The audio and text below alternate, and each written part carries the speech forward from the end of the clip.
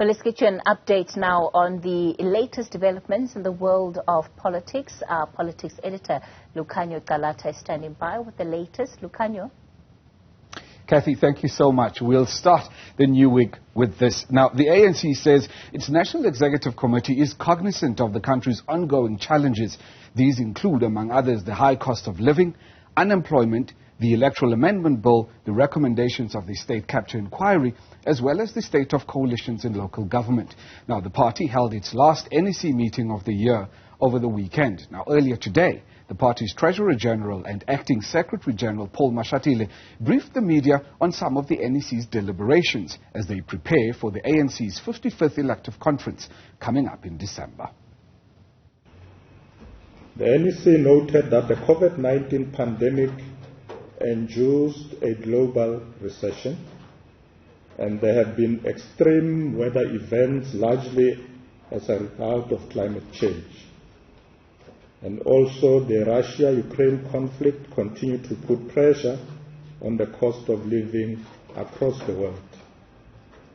In South Africa, given the persistence of poverty, inequality, and unemployment, this rising cost of living severely impacts on the lives circumstances of many of our people living in poverty.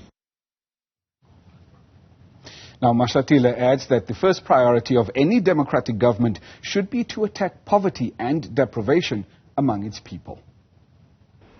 The ANC must therefore continue resolutely, sparing no efforts to implement its program to tackle the triple fault lines of poverty, unemployment and inequality. We remain committed to key pillars of the program to tackle poverty, including the following: transforming the economy and creating jobs, maintaining and expanding social security to protect the vulnerable and reduce poverty in the context of a comprehensive social security system.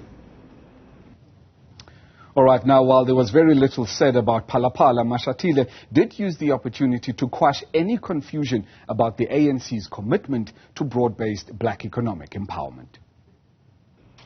It noted that whilst progress has been made in empowering black people and women in the economy, the benefits of this progress have not been felt by all South Africans. This means that we need to intensify rather than relax triple BEE measures.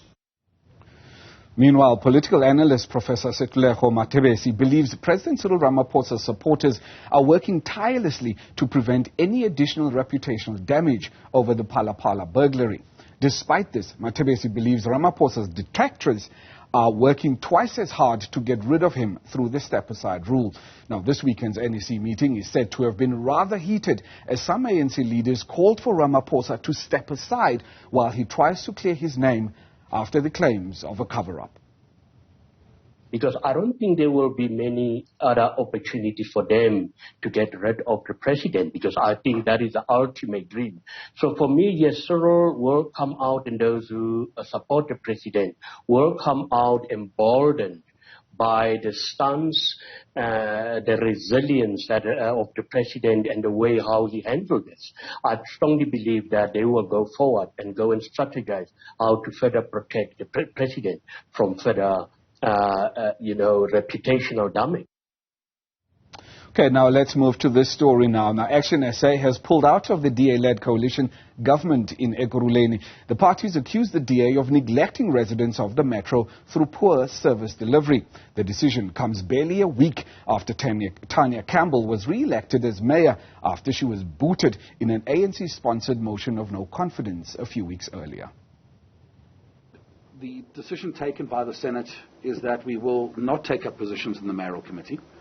The feeling being that when you take up positions in the mayoral committee, you become complicit in the work of the executive, and you find yourself in a scenario where you are somehow encumbered. The fact that you take up positions means you need to go along more nicely, and you need to be more gentle in the way you raise these issues. Well, President Cyril Ramaphosa might be out of the country, but that won't stop the independent panel appointed by the National Assembly Speaker, Newzroom from handing over its report. The three-person panel, led by former Chief Justice Sandile Ngcobo, was tasked to investigate whether there's prima facie evidence against the president for his role in the alleged cover-up of the robbery at his Palapala farm in February 2020. That report is due on Thursday. Now, Friday the 18th of November will mark the deadline for the ANC to screen and vet those who've been successfully nominated for positions ahead of the party's 55th elective conference next month. Hopefuls will also have to collect their nomination forms as well as supply their CVs.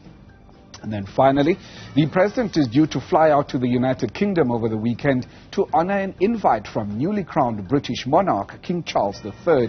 Now, Ramaphosa is the first foreign head of state to have an audience with the British king. Now, stay tuned to Newzroom Afrika for more on that story.